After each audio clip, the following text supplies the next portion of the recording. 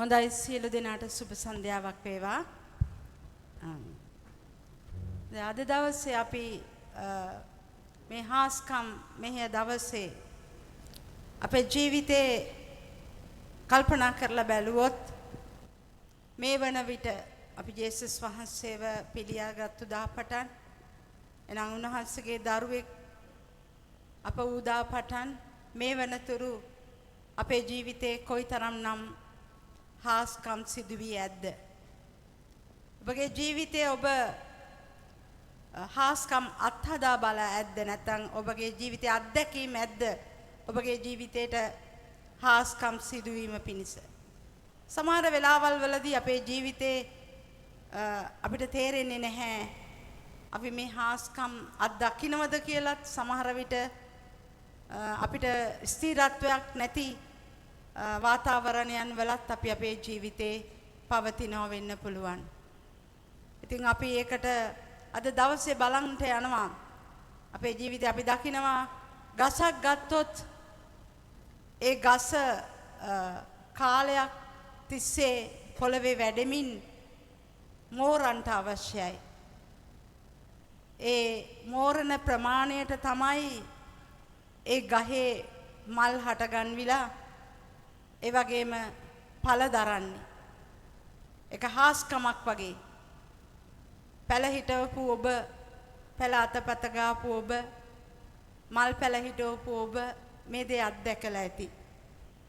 මොකද අපි දකිනවා ඒ ගහ කෙමෙන් දලු දාලා කොළ 1 2 3 4 වැඩිලා ඊට පස්සේ කාලෙන් කාලෙට අතු විහිදිලා ඒකේ මලක් හට ගන්නකොට පොට්ටුවක් හට ගන්නකොට හදවතට දැනෙන ඒ සතුට ඒ ප්‍රීතිය කොතෙක්ද කියලා ඔබගේ ජීවිතයේ ඕන තරම් අත්දැකලා ඇති. ඒ වගේ අපේ ජීවිතේ ජේසුස් වහන්සේව හමුණු දාපටන් අපේ ජීවිතේ ඒ හාස්කම ඔබ අත්දැකලා ඇති කියලා මම විශ්වාස කරනවා. මම බය නැතුව කියනවා සාක්ෂි වශයෙන් මම මගේ ජීවිතේ ජේසුස් වහන්සේ මුණ ගැහිච්ච දාපටන් ජීවිතේ ක්‍රමක්‍රමෙන් යනකොට ඒ ජීවිතේ ඒ හාස්කමේ අත්දැකීම මගේ ජීවිතේ මම අත්දැකලා තිබෙනවා. ඉතින් මම විශ්වාස කරනවා ඔබ තුලත් මේ හාස්කම සිදු වෙන්න ඕන. ඒක අද වගේ දවසක විතරක් කෙරෙන මේ දේව මෙහෙය තුලින් සිදුවිය යුතු දෙයක් විදිහට මම පිළිගන්නේ නැහැ. ඒක අපේ ජීවිතේ හැම මොහොතකදීම ඒ හාස්කම අපිට බලාපොරොත්තු වෙන්න පුළුවන්. සමහර වෙලාවන් වලදී අපි කල්පනා කරලා බැලුවොත් මේ සහාස්කම සිදුවීමට මොනවද සිදුවිය යුත්තේ? අපි මේ පැල කරපු පැලය එහෙම නැත්නම් ඒ පොළව ශාස්ත්‍රීක නැත්නම් එක මුදු මොලොක් නැත්නම් එකට අවශ්‍ය පොහොර සහ ජලය ඒ ආකාරයෙන් වැටි නැත්නම් අපිට හාස්කමක් බලාපොරොත්තු වෙන්න බෑ. මොකද පොළව හරි ඝනයි. ඒක එහෙම නැත්නම් ගල්, කටු, ගොකටු මේ නිසා ඒ ශාස්ත්‍රික බව නැති වෙලා අපේ ජීවිතේ හාස්කම් අපිට නොලැබෙන වාර අනන්තයි අප්‍රමාණයි. ඒක නිසා අපේ කිතුණු ජීවිතය තුළ අපි අඳුන ගන්න ඕන මේ හාස්කම අපේ ජීවිතේ නිරතුරු සිදුවෙන්න නම් අපි ඒ ගසට ජලය එකතු කරනවා වගේ, පස බුරුල් කරනවා වගේ, පොහොර එකතු කරනවා වගේ අපේ කිතුණු ජීවිතේ ඒ ශාස්ත්‍රික භාවය අපි වැඩි කර ගන්න අවශ්‍යයි. අපි දකිනවා අපි අද කතා කරන්නට යන්නේ ගැඹුරු කිතුණු භාවය සහ නොගැඹුරු කිතුණු භාවය පිළිබඳව. අපේ ජීවිතේ සමහර විට අපි වසර ගණනාවක් වෙන්න පුළුවන් අපේ කිතුණු ජීවිතය මේ වෙනකොට යේසුස් වහන්සේව පිළිඅරගත්තා වූ ජීවිතයක් විදිහට ඒක සමහරට වසර ගණනාවක් වෙන්න පුළුවන්. එහෙම නැත්නම් වසර 3යි 4යි 5යි තන් 2යි 1යි මේ තුලිනුත් ඵල දරන්න පුළුවන්. ඔබ දන්නවාද කෘෂිකර්මයට ගියාම අපිට පුළුවන් පැල වගාව ගැන දන්න අය දන්නවා. අපිට වසර ගණනාවකින් ලබන ඒ ඵල සාමාන්‍යයෙන් අවුරුද්දෙන් එකමාරෙන් අවුරුදු 3න් 5න් ඵල දරන ආකාරයට එවැනි ගස් එවැනි පැල ඇටි අද අමුතු ආකාරයට ඒවා ඊටමත් දියුණු ආකාරයට ඒවට යම් යම් කාරණා සිදු කරලා එවෙන් අපි ඵල ලබා ගන්නවා. එහෙම ගස් කොළන් ගැන ඔබ දන්නෝ නේද? ඉස්සර වසර ගණනාවක් පීදෙන්න ගිය පොල් ගහකින් වසර 3කින් ඵල ලබා ගන්න පුළුවන් ආකාරයේ පැලත් අපිට හොයා ගන්න පුළුවන්. ඒ වගේම වසර 5කින් මොකද ඒක ගැන හොඳට පොඩ්ඩක් මම දන්නවා පොඩි ඉඩම් කොටසක් තිබුණේ නමුත් අපේ දේවදාසයා ඉස්සර හරි ආසයි දක්ෂයි ගස් කොළන් පැල ඒවා හිටවන් බත් පැල වලින් ඉතාමත් අර කෙරවල තිබෙන ගේට්ටුව ළඟ තිබෙන ගහේ පැය මම හිතනවා සෝරි මේ අවුරුදු 3කින් ගෙඩි ලබා ගත්තා අපි. ඉතින් ඒ වගේ අවුරුදු 5කින් ගෙඩි ලබා ගත්ත අපේ කුස්සියේ පිටිපස්සේ තිබෙන පොල් ගහෙන්. ඔය වගේ අපේ ජීවිතේ ඒ ආකාරයට යම් යම් දේ ලබා ගන්න පුළුවන්. ඒක සිදු වෙන්නේ අපේ ගැඹුරු කිතුණු ජීවිතයේ ඒ ප්‍රමාණය අනුව සහ ඒ නොගැඹුරු ප්‍රමාණය අනුව අපි අඩුඵල අඩු හාස්කම් ජීවිතේ ලැබමින් සිටිනවා වෙන්න පුළුවන්. ඒක නිසා තමයි මට හිතුනේ අද දවසේ මේ මාතෘකාව හොඳයි කියලා. අපි මට මතකයි ගිය පොයේ දවසේදී අපි මේ ස්ථානයේ निराහාර යාඥා කාලයක් ගත කරා. ඒ ගත කරන වෙලාවේ ඒ පැමිණි දේවදාසයා ඊටමත් අනර්ග ලෙස අපේ කිතුණු ජීවිතයේ සකියල් පොතෙන් පෙන්눔 කරලා දෙන්නා.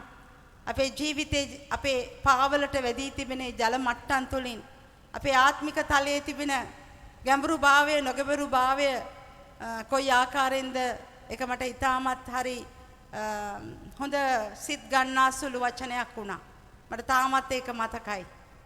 ඔබටත් මතක ඇති කියලා මම හිතනවා. මොකද මතක තියෙන්න ඕන. මොකද අපි ගැඹුරට යන්න ආශා කරන කිතුණු වන්න.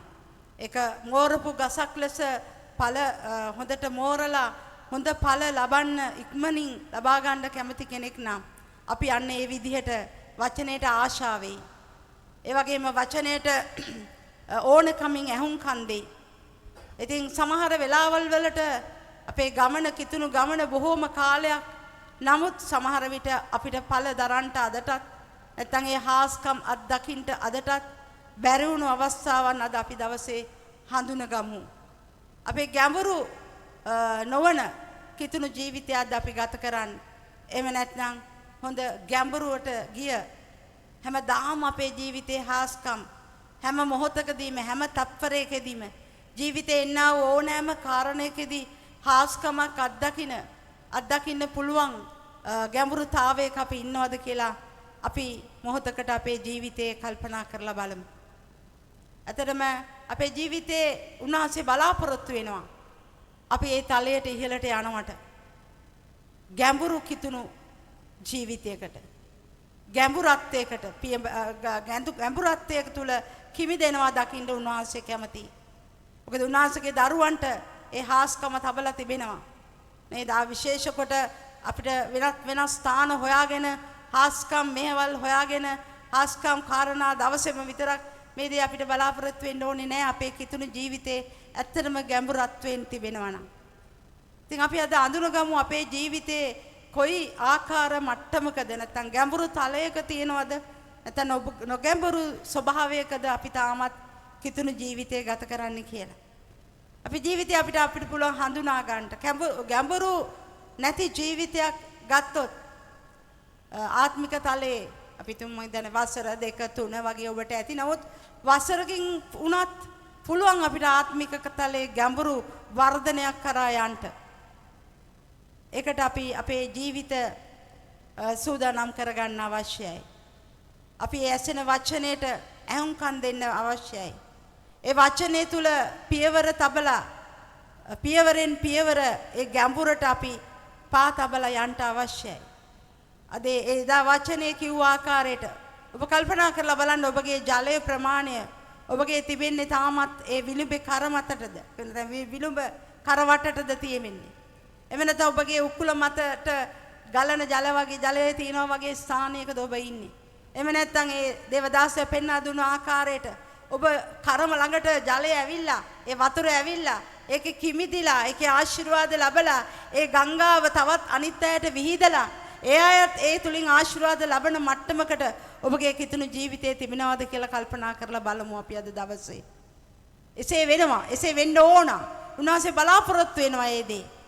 අපි හැමදාම අර ගැඹුරු නැති වතුරට කකුල ගහ විසි වෙන වතුර තුලින් විතරක් තෘප්තියටපත් වෙලා ඔය කොහෙන් හරි එහෙම් මෙහෙම් කරන යාඥාවකට කාගෙන් හරි ලැබෙන ආශිර්වාද යාඥාවකට පිළිතුරු ලබන කිතුණු ජීවිතයක් උන්වහන්සේ බලාපොරොත්තු වෙන්නේ නැහැ. උන්වහන්සේ කැමති අපි ගැඹුරු කිතුණු ජීවිතයක්, ගැඹුරු කිතුණු තලයකට නැගගත්තා වූ ජීවිතයක්. අපේ ජීවිතේ අපි ඒ ගැඹුරට යන්නේ කොහොමද? අපි කල්පනා කරලා බලනවා වචනේ තුල අපි බොහෝ වෙලාවට අපි දකිනවා අපේ ජීවිතේ යම් ප්‍රශ්නයක් යම් ගැටලුවක් යම් වේදනාවක් එනවනම් ඒ වෙලාවේදී අපි කලකිරෙනවද? අපි කඩා වැටෙනවද? අපි මේ අත දුවනවද? එහෙම නැත්නම් ඒ ප්‍රශ්නේ අපි ඉතා උග්‍ර ප්‍රශ්නයක් ලෙස කල්පනා කරමින් අපේ ජීවිතේ අපි අවුල් සහගත තත්ත්වයන් වලට අපේ ජීවිතේ අපි යනවද? ඔබගේ මට්ටම ඔබ කල්පනා කරලා බලන්න. ඔබගේ ජීවිතයේ එක්ක ආර්ථික ප්‍රශ්නයක් වේවා, දරුවෙකුගේ ප්‍රශ්නයක් වේවා, පවුල හරහා ඇතිවෙනා වූ යම් ප්‍රශ්නයක් වේවා, කුමන හෝ මේ අපේ ජීවිතයට පැමිණෙන දේවල්. මොකද අපි මේ ලෝකයේ සිටින්නේ. ඉතින් නමුත් ඒ ලෝකයේ සිටින තැනත්තට වඩා අප තුල සිටින තැනන් වහන්සේ බලවන්තයි. එහෙනම් අපිට පුළුවන් වෙන්න ඕන ඕනෑම ප්‍රශ්නයකදී, ඕනෑම ගැටලුවකදී, ඕනෑම වේදනාවකදී මේ හාස්කම් අපේ ජීවිතය අත්දකින්න. අපිට පුළුවන්කම තියෙනවද ඔබව කල්පනා කරලා බලන්න. ඔබ කැළඹෙනවද? ඔබ මේ යත දුවනවද? ඔබ වෙනත් විසඳුම් සොයාගෙන යනවද? එමෙ නැත්නම් තව කෙනෙකුගේ උපකාරය ඔබ පතනවද? පතන්න කමක් නැහැ. ඒක ප්‍රශ්නයක් නැහැ. ඒකට තමයි යාඥා කණ්ඩායම මෙහෙම අපි සභාවේ පිටවල තියෙන්නේ. ඒක ගැටලුවක් නෙමෙයි. නමුත් අපි නොකැළඹෙන්න බලා ගන්න ඕන. ඒක තැනදී අපි උන්වහන්සේ විශ්වාස කරලා ඒ ජය අපිට තිබෙනවා. උන්වහන්සේ යමක් කිව්වොත් ඒ දේ ඒ ආකාරයෙන් ඉටු වෙනවා කියන ඒ විශ්වාසය මත අපි සිට ගන්න ඕන. ඒක එහෙම සිටගන්නේ කොහොමද කියලා අපි බලමු. අපේ ජීවිතේ උන්වහන්සේ කැමති අපි ඉහළම තලයේ ඉඳගෙන හැමදාමත් හැම මොහොතකම හැම තප්පරයකම හාස්කමක් සිදු වෙනවා දකින්නට. ඒ තලයට ඔබ යන්න ඕන. ඒ තලයට ඔබ තරණය කරන්න ඕන. ඉතින් නමුත් ඔබගේ ජීවිතේ තාම ගැටලුවකදී වගේ කාරණාවකදී ඔබ කැළඹෙනවා නම්, ඔබ දුක් වෙනවා නම්, ඔබ දොස් නගනවා නම්, එයාට මෙයාට ඇඟිල්ල දික් කරනවා නම්, අර සතුරා යක්ෂයාගේ ක්‍රමය තමයි හැම මොහොතකදීම තම සහෝදරයාට වරද තබන්න පහත හෙළිය යුතුයි කියලා එළිදරව් පොතේ අපි කියවනු ලබනවා. ඉතින් මෙන්න මේ ආකාරයට අපි බලන්ට යනවා අපේ ජීවිතේ එක බයිබලයේ අපි චරිතයක් බලන්ට යනවා. මේ බයිබල් චරිතය තුල මොන වගේ මට්ටමක්ද ඔහු තුල තිබුණේ කියලා. අපි කියවමු මේ වෙලාවේ මතෙව් 26 වෙනි පරිච්ඡේදයේ 31 සිට පද කීපයක් අපි පල්ලහැට කියවමු. එවිට යේසුස් වහන්සේ ඔවුන්ට කියනසේක් නුඹලා සියල්ලෝම අද රාත්‍රියේ මා ගැන බාධා වන්නහුය. මක් නිසාද මම එඬේරාට පහර දෙන්නෙමි. එකල රැළේ බැටළුවෝ විසිරවනු ලබන්නෝ යැයි ලියා තිබේ. නමුත් මා නැගිටවනු ලැබූ පසු නුඹලාට පළමුවෙන් ගලීලයට යන්නෙමි කීසේක. පේත්‍රස් උන්වහන්සේට උත්තර දෙමින් සියල්ලන්ම ඔබ ගැන බාධා වෙතත් මම නම් කවදාවත් බාධා නොවෙන්නෙමි කීවේය. යේසුස් වහන්සේද සැබෑවක් නුඹට කියමි. අද රාත්‍රියේ කුකුලා හඬලන්නට පළමුවෙන් නුඹ මා අඳුරන්නේ නැත කියා තුන්වරක් කියන්නේහි ඔහුට කීසේක. පේත්‍රස්ද ඔබ සමග නසින්ට පවා මට සිද්ධ වුණත් ඔබ නාඳුනනමි කියන්නේ නැතයි උන්වහන්සේට කීවේය. ගෝලයන් සියල්ලෝද එලෙසම කීවෝය. ආමෙන්. හලෙලූයා. මේ එක්තරා සිද්ධියක්. මේ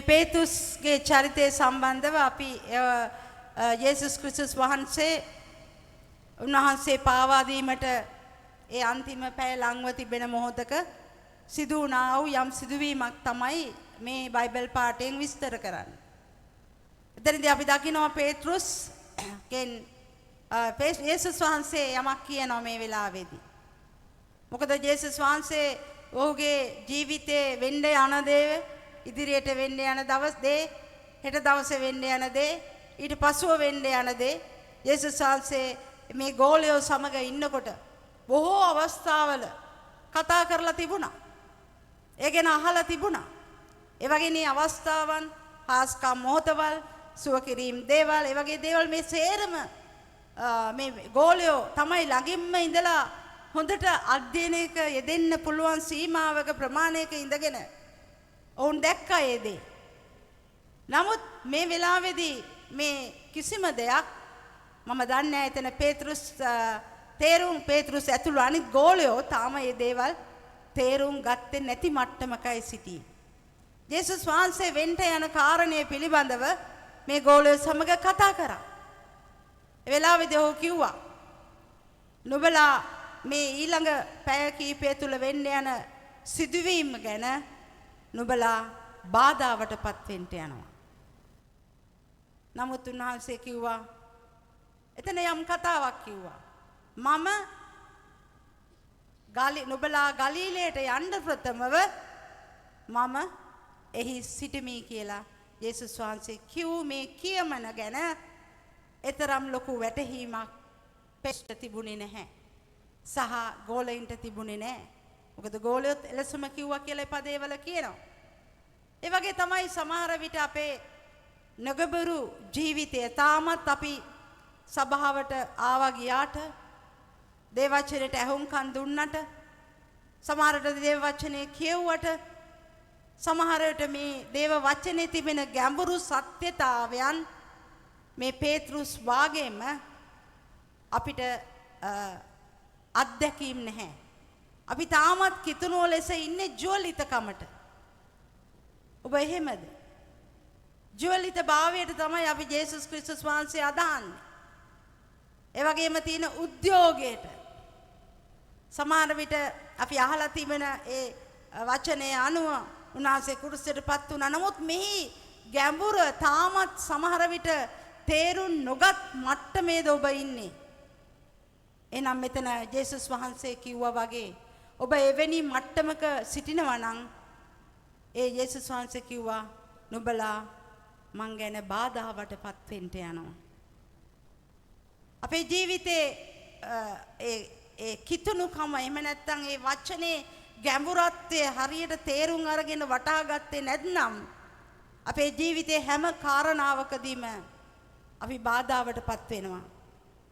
අපිත් සමහර විට පේත්‍රුස් කිව්වා වගේ මම අඳුරන්නේ නෑ ඔබ කියලා කියයි ජේසුස් වහන්සේට. ඔබ කියන්නේ නෑ මම නම් එහෙම කියන්නේ නෑ. මං ජේසුස් වහන්සේට ගොඩාක් ආදරෙයි. ඔබ ওই විදියට කියන වාර අනන්තවත් ඇති. නමුත් සමහර වෙලාවට අපේ ජීවිතේ යම් පාපයට අපි පෙළඹෙනකොට වරදට පෙළඹෙනකොට අපි ජේසුස් වහන්සේ නාඳුනන ගානට අපි අපේ ජීවිතේ ක්‍රියාවන් කරන වාර කොතෙක්ද කියලා කල්පනා කරලා බලන්න. ඒකට තමයි නොගබරු කිතුණුභාවය කියලා කියන්නේ. පේත්‍රුස්ට එදා නොගබරු කිතුණුභාවයක් තිබුණා. මේවා සේරම අහලා තිබුණා. හාස්කම් දැකලා තිබුණා. අපේ ජීවිතෙත් ඒ විදිහට දකින්නවා ඇති. ඔබගේම ජීවිතේ බොහෝ දේවල් දෙවියන් වහන්සේ සිදු කළ අවස්ථාවන් ඔබ දැක තිබෙනවා. නමුත් තාමත් අපි ක්‍රිස්තුස් වහන්සේව ගැඹුරින් ඒ ක්‍රිස්තුස් වහන්සේගේ සත්‍යතාවය හරි හැටි නොහටාගෙන අපේ ජීවිතේ තාමත් නොපනත්කම් කරමින් අපේ ජීවිතේ ගෙවෙන අන්දම් ගැන කල්පනා කර බලන්න. ඒ වෙලෙදී අපි ජීවිතේ බොහෝ දේවල් අපේ ජීවිතේට බාධාවටපත් වෙන කාරණාවන්. අපේ ආර්ථිකය නිසා බාධාවටපත් වෙන අවස්ථාවන්. ගෙදර දොරේ ප්‍රශ්න කරදර වේදනාවන් නිසා බාධාවටපත් වෙන ආකාරයන්. අපි දෙවියන්වහන්සේ යේසුස් වහන්සේගේ වචනය තුළ ශක්තිමත්ව ඉන්නවා නම් අපි කුමන කාරණයක් නිසාවත් අපි අඬන්න යන්නේ නැහැ. අපි පව් කරන්න යන්නේ නැහැ. ඒ දේ නිසා කරන්න දෙයක් නැහැ. කරන්න බැරි තැනම මම බොරුවක් මට කියන්න සිද්ධ වුණා. මට ඒක කරන්න සිද්ධ වුණා. නේද? අපි දකිනවා යූදස් කල්පනා කරලොත් යූදස් තමයි මේ පොළවේ තිබුණ අපරාධම කාර්ය කරේ. නමුත් ඒට දෙවෙනි නොවන කාරණය පේතෘස් අතින් ඊට පස්සේ සිදු වෙනවා. ඇයි? පේතෘස් කියනවා මම උන්වහන්සේ වඳුරන්නේ. නමුත් මේ ටිකකට කලින් පේතෘස් කියනවා මම නම් කවදාක්වත් ඔබ පාවා දෙන්නේ නැහැ. මම ඔබ වඳුරන්නේ නැහැ කියලා කියන්නේ නැහැ. කියන කාරණේ තමයි පේතෘස් සිටියේ. පසු කාලීනව පසුතැවිල්ලට ඇවිල්ලා සුද්ධාත්මයන් වහන්සේගේ ඒ ආවරණය ලැබුවට පස්සේ ඔබ බොහෝ පොළව තුල බොහෝ දේවල් කරා තමයි. නමුත් ඔබ කල්පනා කරන්න ඔබ ගැඹුරු නොවන කිතුණු ජීවිතයක් තුල සිටියොත් ඔබේ ජීවිතයේ දේවල් බාධා වෙලා මම දන්නේ නැහැ කී දෙනෙක් උන්වහන්සේ සමග යන්න පුළුවන් මට්ටමක ඉඳීද කියලා. ඒක නිසා ඔබ හැම මොහොතකදීම ආත්මික ගැඹුරු තලයට ඔබ පියමන් කරන්නට අවශ්‍යයි. ඔබට හොඳ ඇදහිල්ල හැම කාරණයක් සම්බන්ධව හොඳ විශ්වාසයක් ඔබට තිබෙන්න ඕන. ඒ පේතෘස්ගේ ජීවිතය දිහා බැලුවම ඔහුගේ ජීවිතේ බාධාවටපත් වුණු අවස්ථාව තමයි මේ අපි කියවනු ලැබී.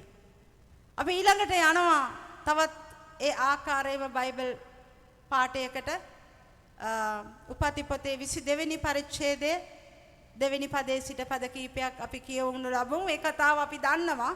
අපි ටිකක් තේරුම් ගන්නකම් ඉදිරියට පද කීපයක් කියලා අපි ඒ කතාව දෙස ටිකක් හැරී බලමු. නුඹේ පුත්‍ර වූ නුඹ ප්‍රේම කරන නුඹේ එකම පුත්‍ර වූ ඊසාක් රැගෙන මොරියා දේශයට ගොස් මා විසින් නුඹට කියන කන්දක් පිට දවන පූජාවක් වශයෙන් ඔහු ඔප්පු කරවයි කීසේක. හොඳයි. අපි මේ කතාව ඉදිරියට කියවුවත් නැතත් මේ කතාව ගැන ඔබ හොඳ ඔබට දැනීමක් තියෙනවා ඇති කියලා මම විශ්වාස කරනවා. මෙතනදී අපි දකිනවා මේ ඊසාක්ව පූජා කරනු ලැබීමේ බයිබල් පාඨයන් කීපයක් තමයි මෙතන තියෙන්නේ. අපි දකිනවා ආබ්‍රහම් කොයි වගේ වයස් සීමාවක ඉද්දිද මේ ඊසාක්ව ලබා ගත්තේ කියලා. ඇත්තටම ආබ්‍රහම් ලොකු පොරබැදීමක් කරා කියලා මම හිතන්නේ නැහැ මේ දරුවව දෙවියන් වහන්සේගෙන් ඉල්ලන්න. නේද? අපි සමහර දේවල් මේ පොළවේ තාමත් අපි එච්චර ගැඹුරු භාවයකට ගිහිල්ලා නැහැ. ඒත් අපි සමහර දේවල් පොළවේ හැපි දෙවියන් වහන්සේගෙන් ඉල්ලන කාරණාවල් ඔබ තිබෙනවා.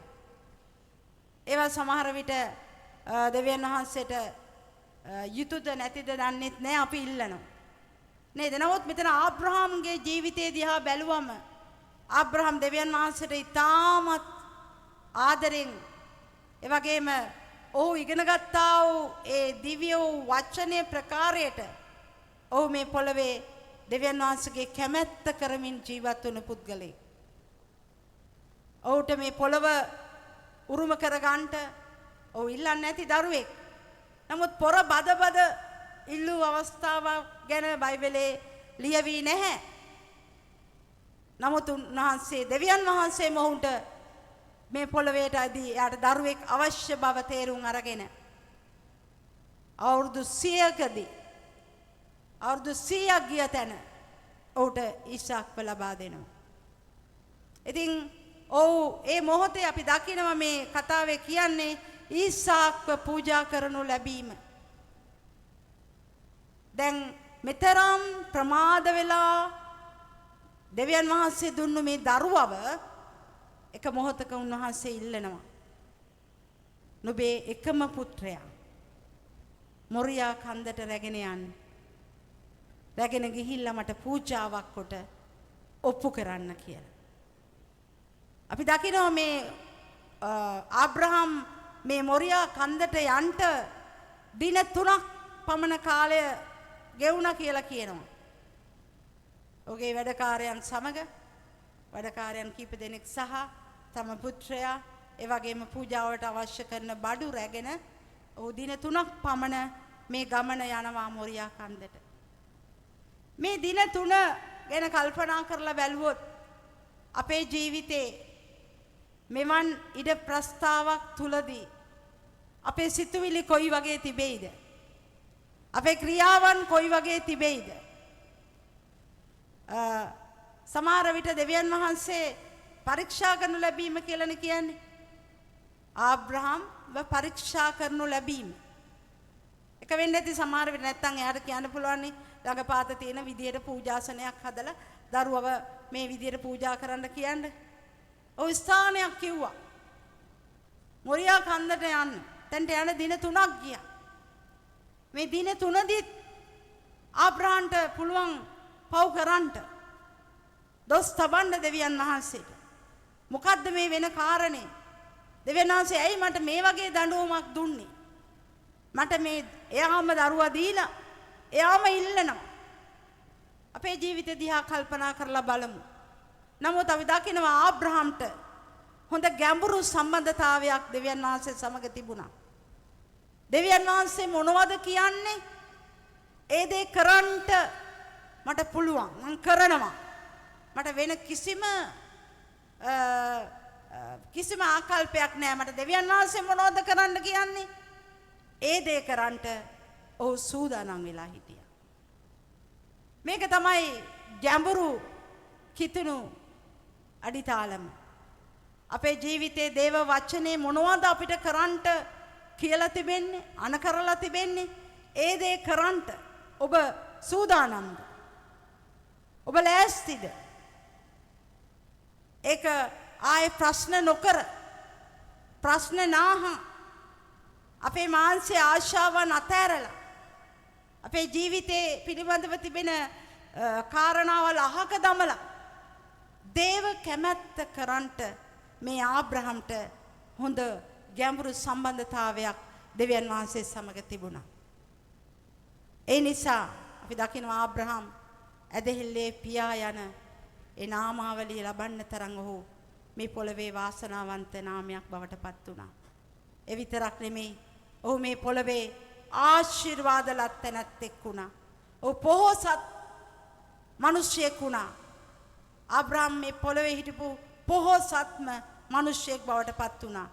මේ සියල්ල ලබන්නට ප්‍රධාන කොට කාරණේ උනේ දෙවියන් වහන්සේත් එක්ක තිබුණා වූ ඒ ගැඹුරු සම්බන්ධතාවය. ඒ ඔබේ ජීවිතේ කල්පනා කරලා බලන්න. මේ ගැඹුරු සම්බන්ධතාවයට ඔබට එන්න අද දවසේ ඔබට හැකියාව ලැබී තිබෙනවාද? එවන් ගැඹුරු සම්බන්ධතාවයක් එක්කද ඔබගේ කිතුණු ජීවිතේ ඉදිරි මඟ යන්නේ ඔබ? ඔබ උන්වහන්සේගේ අනපනත් ගැන කල්පනා කරනකොට ඒ වචනය ගැන කල්පනා කරනකොට ඒ අනුව අපේ ජීවිතය අද ගෙවෙමින් තිබෙනවාද? ඇත්තටම අද අපිට දෙවියන් වහන්සේ ඉදිරියේ ගොඩාක් අවස්ථා ලැබිලා තිබෙනවා. එදා ආබ්‍රහම්ට මම හිතන්නේ මේ බයිබලයේ තිබුණේ නැහැ. ඒ දේවල් කියවලා ඒ දේවල් සටහන් කරගෙන ඒකේ තිබෙන මේ වචන හයිලයිට් කරගෙන එහෙම ගමනක් ආබ්‍රහම්ට තිබුණේ නැහැ. දෙවියන් වහන්සේගේ හඬ ඒ නියෝග ගැන ඔහු තරයේ විශ්වාස කරා සහ ඒ තුල සිටගත්තා. ඒ නිසා ඔහුට හැකියාව ලැබුණා මේ පොළවේ හැමදාම හාස්කමක් ලබන්න. මෙතරම් හාස්කමක්. ඇතරම ඔහුගේ තරුණ විය පහු කරලා වයවෘද්ධ වයසට ආවම එවන් හාස්කමක් ඔහුගේ ජීවිතේ ඇති වෙන්නේ නිකන් කාරණා සිද්ධ වුණේ නැහැ. ඒ තරම් ඇදහිල්ලක්, ඒ තරම් ගැඹුරු සම්බන්ධතාවයක් ආබ්‍රහම්ගේ ජීවිතේ තිබුණා. ඉතින් මේක තමයි අපෙන් බලාපොරොත්තු වෙන්නේ. අපේ කිතුණු ජීවිතය නිකන් ඔහේ යාන්තම් වතුර තෙමිලා. වතුර කියන්නේ බොහෝ වෙලාවට වතුර අපි සමාන කරනවා වචනයට.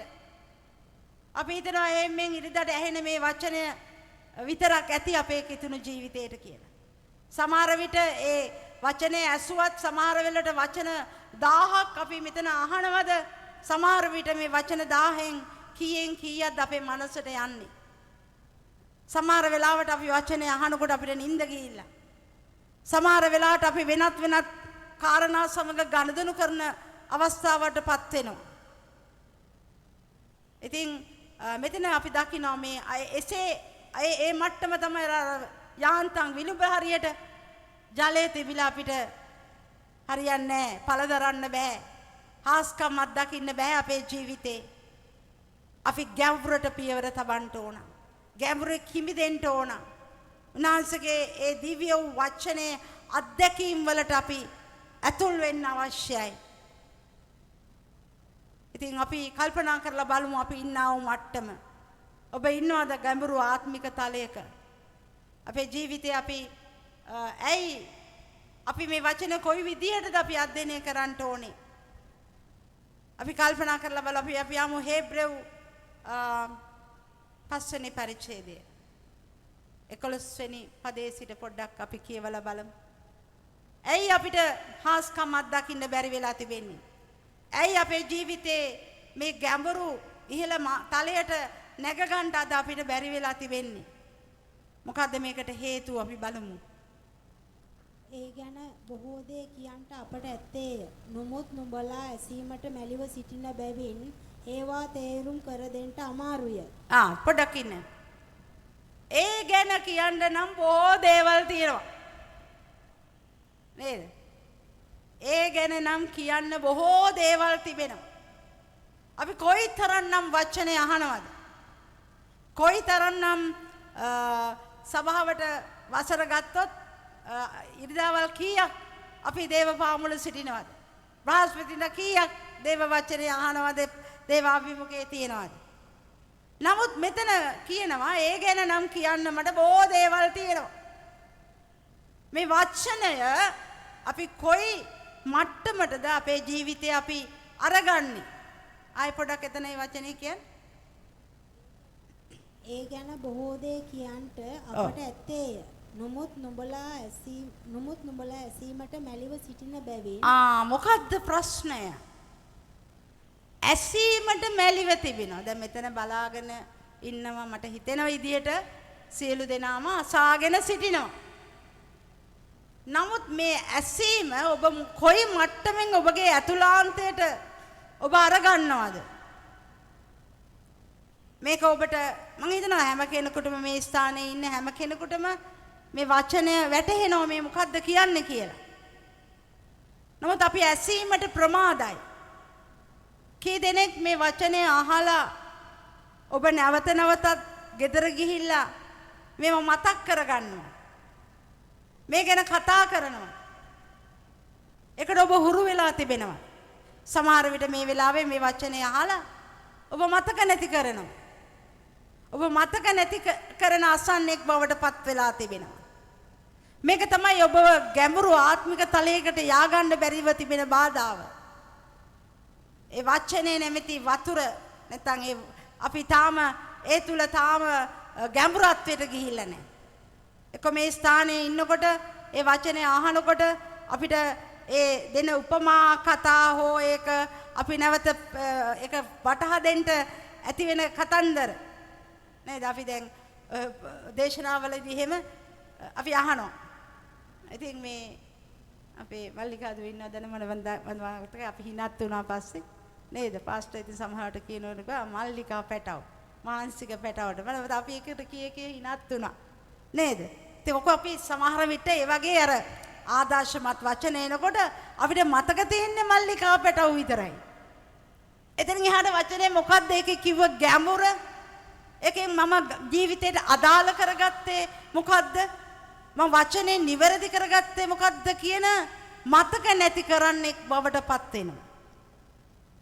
අපි සමහර වෙලාවට දේශනාවල් වලදී සමහර වෙලාවට යම් යම් උපහැරණ ගන්නකොට නේද? අපි දු කෑම එකක් අපි උපහැරණයක් ගත්තම පාටම මං හිතන්නේ වචනේ මොන හරි සමහර සමාන්තර කරන්න බුරියානි එකක් ගැන කතා කරනවා. ඊට පස්සේ අපිට මතක් වෙනවා අපගේ තොලකට ඉතින් ලෙව කාලා බුවර එදා කාපු බුරියානි එක මතක් වෙලා වචනය මතක නැති වෙනවා. මේ වගේ දේවල් යක්ෂයා කරනවා. යක්ෂයා හරිම දක්ෂයි ওই වැඩේට. ඒක නිසා ඔබ වචනය මතක නැති කරන්නෙක් වෙන්න එපා. ඔබට ගැඹුරු තලයට යන්න බැරුව තාමත් ජීවිතේ හාස්කම් පුදුම දේ ආශ්චර්යමත් දේ අත්දකින්න බැරිවීමට හේතුව වෙලා තිබෙන්නේ අපි වචනය මතක නැති කරන්නන් බවට තාමත් අපේ ජීවිතේ තිබෙන නිසායි. අපි ඒ ගැන කතා කරන්න ඕන. අපේ ළඟ ඉන්න ආත්මික මිතුරෙක් එක්ක කතා කරන්න ඕන. මම නම් කතා කරනවා තාමත් මේ වයසට ගිහිල්ලත් මම කතා කරනවා. කොහොමද අර වචනේ කිව්වේ? මම ඒකට කවුරු හරි ආත්මික ළඟ සම්බන්ධතාවයක් තියන අය මම අර හැම එක්කෙනා එක කතා කරන්න යන්නේ නැහැ. ඒ ගැඹුර තේරුම් ගන්න පුළුවන් එක්ක අය ගැන සාකච්ඡා කරනවා. ඒ තුලින් මට දැනෙනවා මගේ ආත්මික මට්ටම ගැඹුරට යන්න හැකියාව මට ලැබිලා තියෙනවා කියලා. ඔබ මේ ගැන සොයා බලලා තියෙනවද? ඔබ මේ ගැන උත්සාහ කරලා තියෙනවද? අඩුතරමේ මෙතන ඉඳලා ගෙදරට යනකොටත් අපි ඉගෙන ගත්තේ මොනවද? අපිට අද කතා කළේ මොනවද? කියන දේ අපිට මතක නැහැ. මේ දේ වචනේ කියන්නේ මම නෙමෙයි කියන්නේ. ඒ ගැන බොහෝ දේවල් කියන්න තියෙනවා. තව ගොඩක් තියෙනවා දේවල් අපි වචනේ අපිට මතක නැති වෙන ආකාරය. අපේ ප්‍රශ්න නිසා කටු ගොකටු එනකොට බීජය යටපත් වෙනවා. එහෙම වෙන්න බෑ.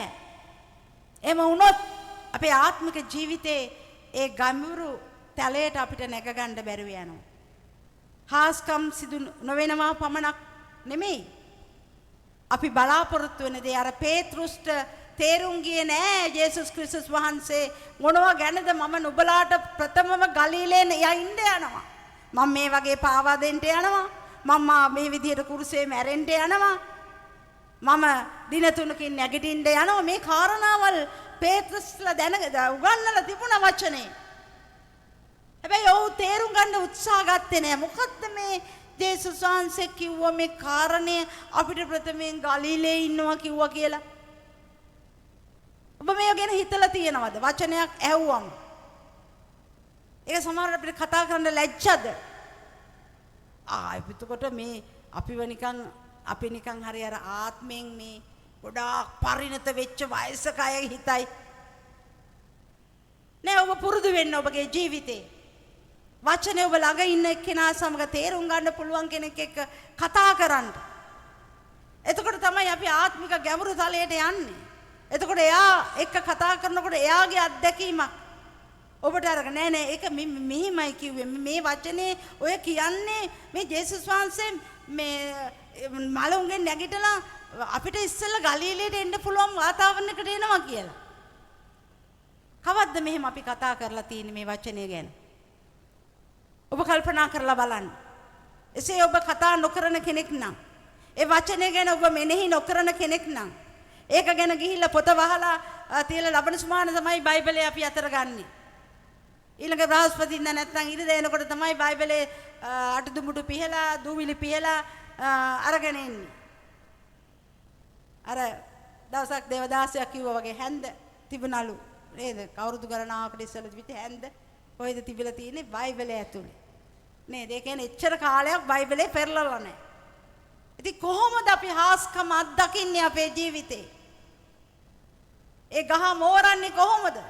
ගහ මෝරලා හොඳට ඒ තිබෙන ඒ පොත් හයි වෙනකොට ඒ බඳ හොඳට පළ දරන්න මෝරනකොට එකෙන් තමයි ඵල එළියට එන්නේ. නමුත් කනාටු වෙලා නම් වතුර වැටිලා නැත්නම් පොර වැටිලා නැත්නම් ඒක කරංගෑටි වෙලා කියලා කියනවා නේද? ගස් කොඩෑරි වෙලා තිබුණොත් කොහොමද ඒකේ අපි ඵල දරන්නේ? හාස්කම් දරන්නේ? අපේ පවුල තුල හාස්කම් දකින්නේ? අපේ රැකියාව තුල හාස්කම් දකින්නේ? අපේ ආර්ථිකය තුල හාස්කම් දකින්නේ කොහොමද? අපි ආත්මික ගැඹුරු තලයට යන්න ඕන. වචනේ මත අපි ගැඹුරට අපි අධ්‍යයනය කරන්න ඕන. දේ වචනේ කියවන්න බැරි නම් කෙනෙක් එක්ක සාකච්ඡා කරන්න. දැන් මට තියෙන පොඩි දුබලතාවයක්, මට වචනේ කියවන්න බෑ. අර මම කතා කරනවා වචනේ. ළඟ ඉන්න ආත්මික දරුවන් එක්ක කතා කරනවා. ඒ වගේ මේ සභාවේ තියෙන යම් කාරණාවලදී ඒව ගැන කතා කරලා මම ඒකෙන් දැනුමක් තව වැඩි කර ගන්නවා. මට පැත්තකට වෙලා ඉන්න බැරියේ ඔය දැනගත්තු ප්‍රමාණය ඇති කියලා නෑ. ඒ දෙක නිසා හාස්කම හැමතිස්සෙම අත්දකින්න. හැම බෑම අත්දකින්න. නේද? පොඩි අසනීප තත්ත්වයක් ආවත් ඔව් හාස්කම අත්දකින්න. යම් වෙනවත් ආකාර අවහිරතාවයක් වේදනාවක් කඳුලක් එන කාරණා යක්ෂයාගේ එනවද? ඒ තුල මං හාස්කමක් දකින්නවා. ඔබ හැමතිස්සෙම හාස්කමක් දකින්න ඕන. ආබ්‍රහම්ගේ ජීවිතේ මෙවැනි ඇදහිල්ලක් තිබුණා. අපේ ජීවිතේ අපි හැමතිස්සෙම වචනය ගැන මෙනෙහි කරමින් කතා කරමින් ඒ ගැඹුරු තලයට යන්න ඕන. දැන් අපි තව ඉතුරු ටික කියවමු බලන්න. මක්නිසාද කාලයේ ප්‍රකාරයට නුඹලා ගුරුවරයෝව සිටින්ට යුතුව තිබියදී දෙවියන් වහන්සේගේ වාක්‍යවල මුල් ගුරුකම් නැවත යමෙකු විසින් නුඹලාට උගන්වන්නට ඕනෑව තිබේ. මෙවලන්න මේක කියන දේ. ඔබ මේ වෙනකොට කාලය අනුව ඔබ ආපු මේ කාලය අනුව බැලුවොත් ඔබ තව කෙනෙකුට ගුරුහරුකම් දීලා ඔවුන්ව ශක්තිමත් කරලා ඔවුන්ව නැගිටවලා ඔවුන්ට හාස්කම අත්දකින්න ඔබ හුරු පුරුදු කරවන්න පුළුවන් ආත්මික වයස් මට්ටමක ඉඳලත් ඔබ තාම ලදරුවෝ වගේ කිරි බොන දරුවෝ වගේ වතුර කිරි විතරක් බොන්නා වූ දරුවන් වගේ දුර්වලව සිටිනවා කියලා දේ වචනේ කියනවා. එසේ සිටීම දේව සලස්ම නෙමේ දේව කැමැත්ත නෙමේ. ඔබට පුළුවන් වෙන්න ඕන ඔබගේ ජීවිතේ ඒ ආත්මික තලයට ගිහිල්ලා තව අයව නැගිටවන්න. තව අයව ශක්තිමත් කරන්න.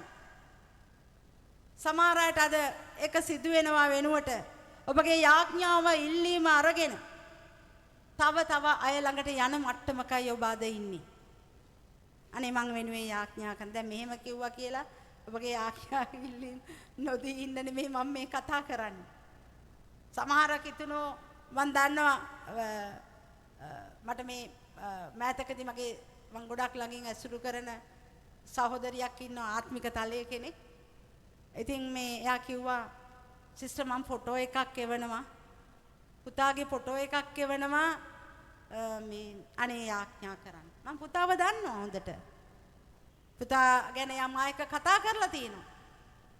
මොකද අද ඒ තරම් ප්‍රශ්නය උග්‍ර නිසා එයා මට ෆොටෝ එකක් මට ඉඳන් එව්වද කොයිද? WhatsApp එකට එවලා තියෙනවා ෆොටෝ එකක්.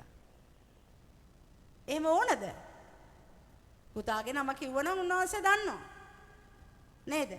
ඉතින් මොකද අද එහෙම තත්යකටපත් වෙලා ආත්මික තලයේ ඉහළම තලයන් වල ඉන්න දේවදාසයෙකුගේ මව් කෙනෙක්. ඔව් එයාට අද සිද්ධ වෙලා තිබෙනවා ප්‍රශ්නයක් එනකොට කරදරයක් එනකොට අඬ තව කෙනෙක්ව සොයන්නේ. ෆොටෝ එක නෑ. ඒ ෆොටෝ කතාව මෙහෙමයි. එයාගේ කවුද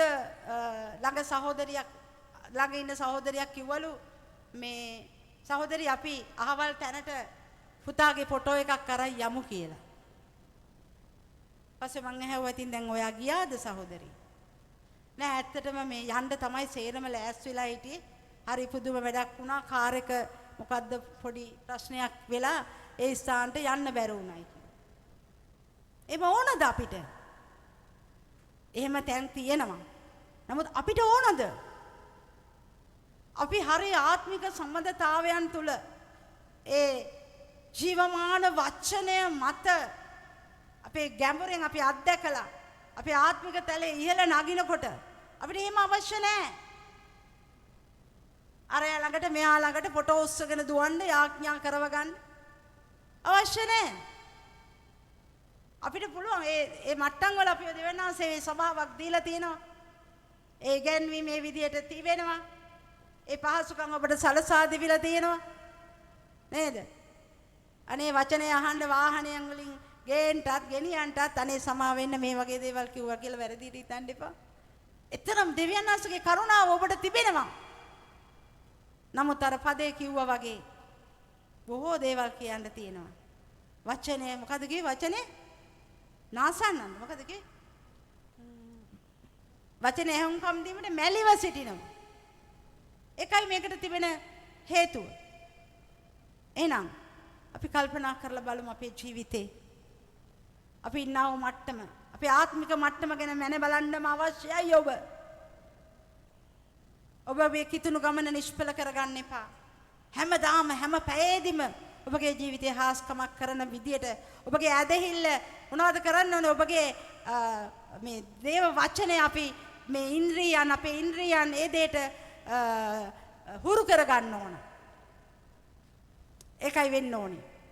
වචනේ කියවුවා කියලා හාස්කම් වෙනවනේ කියලා නෙමෙයි මම මේ කියන්නේ. දැන් අපි හිතුවා අපි ඉගෙන ගන්නවා. අපි බොහෝ බයිබල් පාසල් වල ගිහිල්ලා ඉගෙන ගන්නවා. දැන් හෙටත් අපේ සභාවෙන් ටිනෙට් කියන ඒ අධ්‍යාපන කාරණාවන් සඳහා දේවදාසයාගේ අපිට අනුමැතිය ලැබිලා තිබෙනවා. සහ ඒ සඳහා පහසුකම් සලසලා තිබෙනවා. වරදක් නෑ වචනේ ඉගෙන ගත්තට. සමහර අය වචනය ආක දාන්නේ ඉගෙන ගන්නකොට කමනේ ඕන වචනේ අපිට අවශ්‍යයි. හැබැයි වචනය තුල අපි කොයිතරම් ඩිග්‍රී අරන් තිබුණත් අපි මේ පෞද්ගලික ඒ ආත්මික සම්බන්ධතාවය නැත්නම් ඒ තැනින් අපිට යන්න බෑ. හාස්කම් සහ අපේ ජීවිතේ බොහෝ ආශිර්වාද ලබන්න. ඒක නිසා අපි මොනවද කරන්න ඕනේ? අපි වචනය හොඳයි. දැන් අපි බයිබලයේ ගත්තොත් එක එක කතාන්තර තියෙනවා. මෝසෙස් ගැන, ආබ්‍රහම් ගැන, ඊශ්‍රායල් දේශය ගැන, ඊශ්‍රායල් රට ඇයි අද මේ විදියට යුද්ධ සිද්ධ වෙන්නේ? අපි දැනගන්න එක හොඳයි. ඒවා අපි අධ්‍යයනය කරන්න ඕන. බයිබල් ගැඹුරට යන්න ඕන. හැබැයි ඒ තුලින් අපේ ආත්මික ජීවිතේ යමක් සිදු වෙනවා කියලා හිතන්න බෑ. ඒකට අපි යන්න ඕන අර සම්බන්ධතාවයට. ඒ වගේම මේ වචනේ තියෙන තැන් අල්ලගෙන අපි මොනවද කරන්න ඕනේ? මේ වචනේ තිබෙන තැන් අල්ල ගන්න ඕන. අපි යමක් කරන්න තියෙනවා. දැන් අපි ගත්තොත් බයිබලයේ දේ වචනේ කියනවා මා බලවත් කරන්නා වූ තනන් වහන්සේ තුල මට සියල්ල කරන්න පුළුවන්. එතකොට මේ වචනේ අපි මොනවද කරන්න ඕනේ? අපේ ඉන්ද්‍රියයන් මේකට පුරුදු පුහුණු කරගන්න ඕන. මා බලවත් කරන්නා වූ තනන් වහන්සේ තුල මට සියල්ල කරන්න පුළුවන්. වචනේ කිව්වට මදි. ඒක ඔබ විශ්වාස කරන්න ඕන. මා තුල සිටින්නේ කවුද? මා තුල ශුද්ධාත්මයන් වහන්සේ සිටිනවා. ශුද්ධාත්මයන් වහන්සේ මා තුල සිටින බැවින් කරන්න බැරි දෙයක් නෑ මට. නේද? මම යාඥා කරන කල්හි රෝගීන් සුව වෙන්න යනවා. මන්ද උන්වහන්සේ මා තුල සිටිනවා. මම ධර්මිෂ්ඨයි. යේසුස් ක්‍රිස්තුස් වහන්සේ තුල මම දෙවියන් වහන්සේගේ ධර්මිෂ්ඨකමයි. අපේ ඉන්ද්‍රියන් පුරුදු පුහුණු කරන්න ඕන. අපේ දෙවෙනි පෙළ යාඥා කරන මේ දිනවල මේ කාරණේ කරගෙන යනවා. නේද? අපි ප්‍රකාශන කරනවා. ප්‍රකාශන කරපු පළියට හාස්කම සිදු වෙන්නේ නැහැ. ඒක අපි විශ්වාස කරන්න ඕන. මා තුල ශුද්ධාත්මයන් වහන්සේ ඉන්නවා. නේද? මා තුල ශුද්ධාත්මයන් වහන්සේ ඉන්නවා කියලා රැයට එළියට බහින්න බයයි. ඒක හරිද? ඒක නිකන් කිරි බොන දරුවෝ වගේ. නේද? මේ වචනය වතුරට සමාන කරනවා, කිරි වලට සමාන කරනවා. ඒ වගේම ඊළඟට මොනවද කරන්නේ? වචනය අපි එළිදරව්ව ලබා ගන්න ඕන. වචනය ඇහුවට මදි, කියුවට මදි. ඒ වචනය අපි හරි හැටි අවබෝධ කරගෙන එහි එළිදරව්වට තමයි කියන්නේ අර දැඩි ආහාර කියලා කියන්නේ. ඝන ආහාර. මස් කිරිබොන දරුවෝ වගේ වෙන්නේ නැතුව අපි ටිකක් මස් කන දරුවන් බවට පත් වෙන්න ඕන. ඒ කියන්නේ අපි වචනය වටහා ගන්න ඕන. ඒක නිසා කොයිතරම් අවධානයෙන් මේ වචනය ඔබ අසන්න ඕනද කියලා කල්පනා කරලා බලන්න. අද ගිහිල්ලා අද ඉඳලා ඉන්ද්‍රියන් පුරුදු කරගන්න. අද මේ වචනේ අල්ලලා ඒ වගේම කියනවා මට විරුද්ධව සාධන කිසිදු අවියක් සඵල වෙන්නේ නැහැ. ඔක නිකන් කී ඉඳලා හරියන්නේ නැහැ.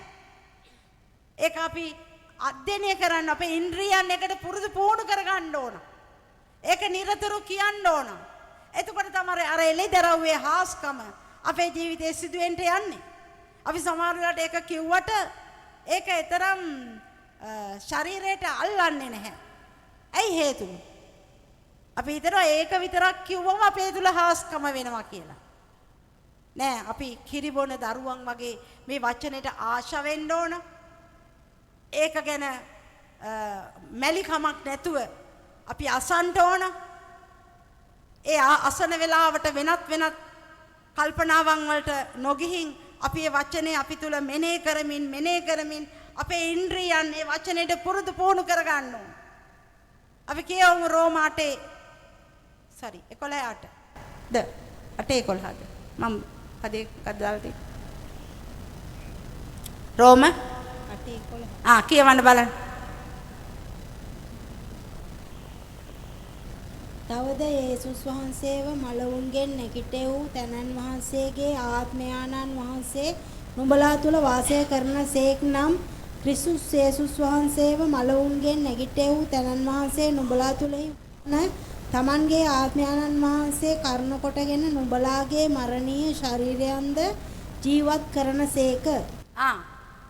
මේ පදේ අපි ගමු. මෙතන මොකද්ද කියන්නේ?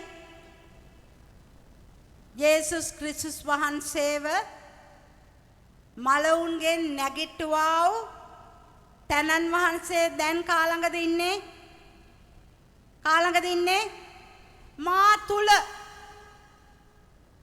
තුල ඉන්නවා. ඒක ඔබ විශ්වාස කරනවද? ඒ තනන් වහන්සේ තමයි යේසුස් ක්‍රිස්තුස් වහන්සේව දින 3කදී මුළු ශරීරයම නැගිට්ටුවේ.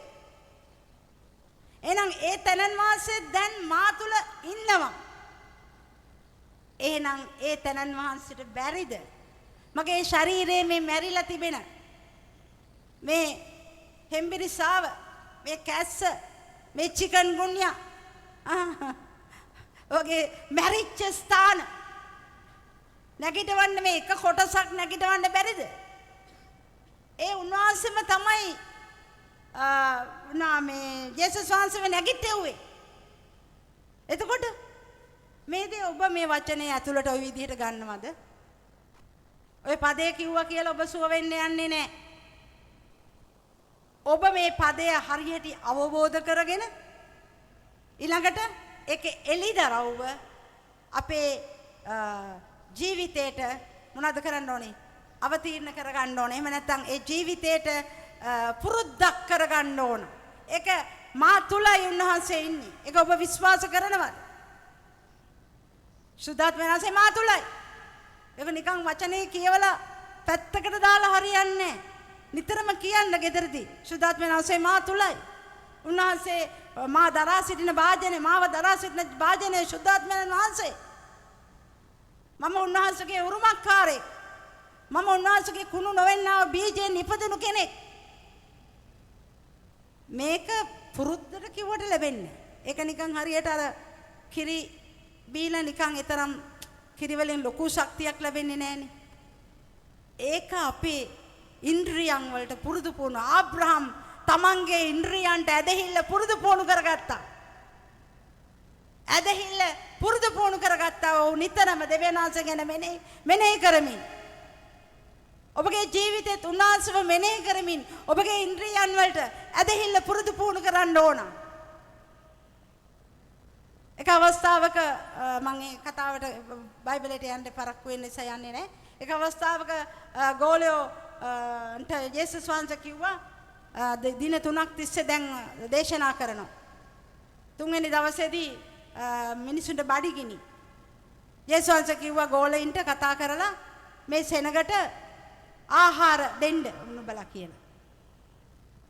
එතකොට දැන් ගෝලයෝ කල්පනා කරා දැන් මේ කොහොමද අපි මිච්ඡර ගොඩකට අපි දකිනවා පුරුෂයන් පවන්නමක් 5000ක් කාලා තව ඊට වඩා ඉන්න ඇති ළමයි හිටියා ස්ත්‍රීන් හිටියා කොහොමද මේ සපයන්නේ?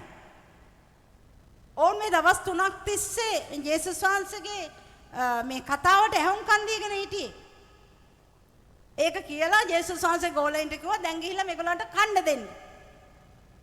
දැන් ඕන් කල්පනා කරේ ලෝකයේ ආකාරයට. මොනවද වුන් හිතුවේ? දැන් අපි ටවුමට යන්න ඕන. ටවුමට ගිහිල්ලා කඩවල වල තිබෙන කෑම ටික සේරම එකතු කරගෙන ඉන්න ඕන. එකතු කරලා මේගොල්ලන්ට කන්න දෙන්න ඕන. ඒ විදිහට හිතලා ඔව් කල්පනා කරා අපි එහෙනම් ටවුමට යන්න ඕනද ස්වාමිනී? එතකොට උන්වහන්සේ කිව්වා නෑ නුඹලා කන්න දීපන්. දැන් සමහර විට ජේසුස් වහන්සේ හිතන්නේ නැති මේ දේශනාවලට ඇහුම්කන් දීගෙන ඉන්න ඇති මේ ගෝලියෝ කියලා. මම හිතනවා ඇහුම්කන් දීගෙන ඉඳලා නැහැ. අපි වගේ තමයි. අපි සේවය කරන අය සමහර විට මේ සේවය අපේ මට ගිටාර් ගහන්න තියෙනවා, මට ඩ්‍රම් ගහන්න තියෙනවා. ඕක ගැන තමයි කල්පනා. මට අද දේශනා කරන්න තියෙනවා, මට අද ලීඩ් කරන්න තියෙනවා. මේක තමයි කල්පනාව. නමුත් ඒ දේව වචනේ තිබෙන සත්‍යතාවයන් ඕන් අල්ලගෙන හිටියේ නැහැ. අපේ කාර්ය හරි විදියට කරන්න ඕන. අනිත් අයට ඉහෙලින් කරන්න ඕන. අනිත් අය මේ විදියට කරා මං චුට්ටක් වැඩ කිඩ දාලා කරන්න ඕන. සමහර වෙලාවට හිතන්නේ නැති ගෝලයෝ හිටියේ මේ සෙනඟ බලා ගන්න විතරයි කියලා. උන්කන් දීගෙන ඉඳලා නැහැ. මම දේශවංශ මෙතන කිව්වේ වෙන දෙයක්. මොකද්ද කිව්වේ? උඹලා මේ සෙනඟට කන්න දීපල්. ඒ වෙලාවේදී ලොකු ප්‍රශ්නයක වැටුණා. ඒ වෙලාවේදී දේශවංශ කියනවා මොනවද නුඹලා අතර තියෙන්නේ? මේ හාස්කම ගැන මෙවන් දේ කරන්න පුළුවන් බව මේ ගෝලයෝ තේරුම් අරන් හිටියේ නෑ. මේ වගේ තමයි අද අපේ සෙනගත්. කොච්චර මෙතන වාඩි වෙලා සෙනග දහස් ගණනින් සිටියත් කීයෙන් කී දෙනාද මේ වචනය හරියට අල්ලගන්නේ. ඒකේ සත්‍යතාවය අල්ලගෙන ඒකේ ප්‍රයෝජනෙ ලබන්නේ. අපි අනිත් අය වෙනුවෙන් යාඥා කරනවා. සමහර විට අපේ ගෙදර කන්න බොන්න නැහැ. ඒ වුණාට තව කෙනෙකුගේ නැති බැරිකම් ගැන අපි යාඥා කරනවා. එයි අපේ ඉන්ද්‍රියම් පුරුදු කරගෙන නැහැ අපේ ගෙදර ප්‍රශ්න විසඳ ගන්න ඇදහිල්ලෙන් ඉන්න. අපි පුරුදු පුහුණු වෙලා තියෙන අනිත් අය වෙනුවෙන් යාඥා කරන්න. අපේ ආර්ථික ප්‍රශ්න ගැන, අපේ නිවාස ප්‍රශ්න ගැන. එහෙමයි අපි අතරත් ඉන්නවා. දැන් කවුරුත් සේවය දාලෙම දුවන්න එපා. මම මෙහෙම කිව්වා කියලා අපි සුදුසු නෑ සේවය කරන්න. එහෙම නෙවෙයි. අද ඉඳලා පටන් ගමු. ගෝලොත් මේ මට්ටම් වල හිටියා. හරි? පේත්‍රුස් එහෙම මේ මට්ටම් වල හිටියා. නමුත් අපිට හැම කාරණයකදීම දෙවියන් වහන්සේ දිහා බලන්න පුළුවන් ඇදහිල්ලක් තියෙන්න ඕන. දවස පුරාම අපේ යන ගමන සමහර අය එළියට බහැලා ඔයේ යනවා. අඩුතර මේ ගමන දෙවෙනල්සර බාර කරලා යන්නේ නැහැ. යාඥාවෙන් තමන්ගේ කාරණා බාර කරලා යන්නේ නැහැ. අපේ සැලසුම් දාගෙන තමයි මේ ගමන යන්නේ. අද මම මේ යනවා. ආවලා හම්බ වෙනවා. ආවලාට අර එහෙම කියලා ඔරුවක් හරි කියලා මොන හරි කරලා අද මම මොන හරි දෙයක් හොයාගෙන එන්න ඕන ගෙදරට පවුල රස්සා කරන්න. නමුත් ඒ කෙරේ දෙවියන් වහන්සේ කෙරේ ඇදහිල්ල තියන්න සමහර විට අපි පුරුදු පුහුණු වෙලා නැහැ. අපේ ඉන්ද්‍රියන් පුරුදු පුහුණු කරගෙන නැහැ. හැම කාරණයකටම අපේ ඉන්ද්‍රියන් පුරුදු පුහුණු කරගන්න ඕන ඇදහිල්ලේ ක්‍රමවේදයන් වලට. ජේසුස් වහන්සේ මේ දේ තමයි උගන්වන්න ඇත්තේ මේ දවස් 3ක් තිස්සේ මේ සෙනග තබාගෙන. නමුත් ගෝලයන්ට මේ දේ තේරුන්නේ නැහැ. ඕන් හිතුවා ටවුමට ගිහිල්ලා කෑම ගේන්නවා. අපිත් එහෙම තමයි. අපි වෙනත් විවිධ ක්‍රම අපිට අපේ මනසේ තියෙනවා. අපේ පරණ ජීවිතේ පුරු වෙච්ච ක්‍රමවේදීන් තියෙනවා. දැන් ඒවා අපි අතහැරලා දාමු. ඇදහිල්ලෙන් හැම දෙයක්ම උන්වහන්සේට අපි බාර දෙනකොට අපේ නිවාස ප්‍රශ්නය ගැන, අපේ ඉඩම් ප්‍රශ්නය ගැන, අපේ මුදල් ප්‍රශ්නය ගැන ඇදහිල්ලෙන් කිව්වොත් ඒ හැම දෙයකටම විසඳුම ලැබෙයි. අපේ කිතුණුකම මේට වඩා සාර්ථකව තිබෙයි. අපේ මේ වසර ගණනක් අපි කිතුණු වලස ඇවිල්ලා තාම අපිට පොඩි දෙයකටවත් ඇදහිල්ලක් තියන්න තරම් ශක්තියක් නැහැ. අපිට ප්‍රශ්නයක් වුණාම ගෙදර ඉන්න හතර වටේට අපි බනිනවා. අරයා හින්දා තමයි, මෙයා හින්දා තමයි, මෙයාගේ අලසකම හින්දා තමයි, මෙයාගේ තියෙන මේ අකේකරුකම හින්දා තමයි අපි අද මේ විදිහට දුක් විඳින්නේ. ඒක නිසා ඔබ මේ මට්ටමේ ආත්මික ගැඹුරු තලයකට පියවර තබන්න නැතුව අපේ ජීවිතේ හාස්කම් අත්දකින්න බෑ. අපිට පුළුවන් වෙන්න ඕන හැමදාම හැම මොහොතකදීම අපේ ජීවිතේ හාස්කමක් අත්දකින්න. මේ මට්ටම් වලට ආවම පහසුයි. මේ දැන් ගොඩාක් මම ඊයේ පෙරේදා මම පොඩි කතාවකට හුම්කන් දුන්නා. එක දේවදාසයෝ ලොකු කුෂඩ් තියලා ලොකු දේව මෙහෙයන් තිබිලා. ඒගොල්ලෝගේ කාර්ය දෙවනාංශ කැඳවපු කාර්ය වෙන්න ඇති කරන්නේ. අපිත් හරි ආසයි. ඒ වගේ දේවල් කරන්න.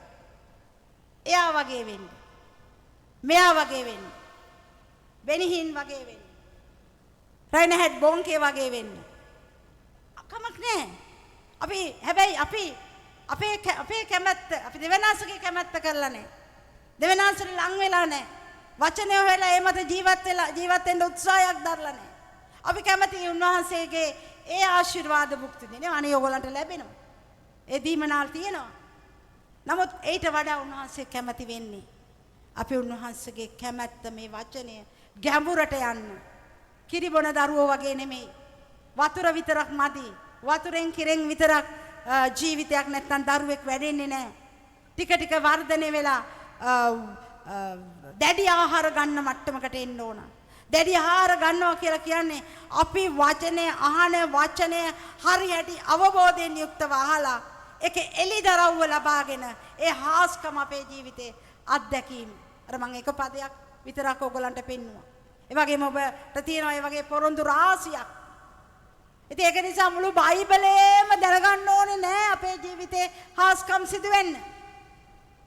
මේ බයිබලයේ ඇතුලේ තිබෙන සමහර වචන අරගෙන අපේ ඉන්ද්‍රියයන් මේ දේවට පුරුදු පුහුණු කරලා ඒ උන්වහන්සේව අත්දකින්න හාස්කමට පැමිණෙන්න පුළුවන්. සුවය වේවා, සමාදානය වේවා, සඵලත්වයේ වේවා, ආශිර්වාද වේවා. ඒවා මේ පොළවේ තිබෙන දේවල්. ඒවා තියෙන්න ඕන අපිට. පොළවේ උරුමය අපිට තිබෙන්න අවශ්‍යයි. හැබැයි ඒ දේවල් ලබා ගන්න අපි ආත්මික මේ වචනේ ගැඹුරු ස්ථානවල සිටින්න අවශ්‍යයි. අපිත් ආශිර්වාද ලැබලා තවත් අයටත් ඒ ආශිර්වාදය ඒ ගංගාව අර අපි දකිනවා අපේ කරමතට තියෙන ටැංකියකට අපි බැස්සම මොකද වෙන්නේ? අපි බෞද්ධ ටැංකිය එහෙම බහිනවා දැකලා තියෙන නේද? ඉස්සෙල්ලාම දෙන්නෙක් බහිනකොට වතුර ටික උතුරලා අනිත් අයට යනවා. ඒ මොකද කරමතටම වගේ වතුර පුරෙව්වම එහෙම වෙනවා. ඒ වගේ අපේ ජීවිතේ අපිම මේ විදිහට ඉඳලා හරියන්නේ නැහැ.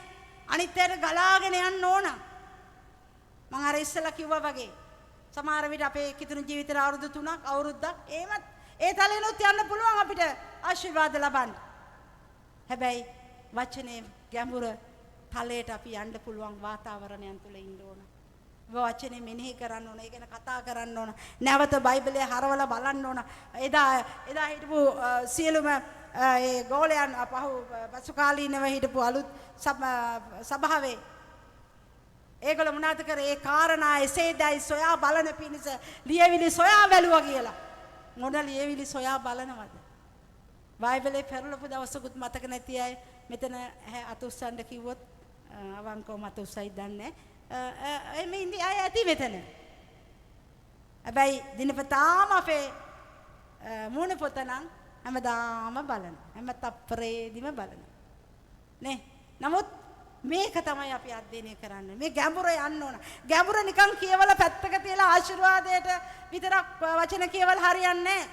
ඒ වචනේ තිබෙන ඒ මත ගිහිල්ලා ඒක එලිදරව්ව ලබා ගන්න ඕන. ගැඹුරු ආහාර, ඝන ආහාර කියන එක එලිදරව්ව අපි ලබා ගන්න ඕන.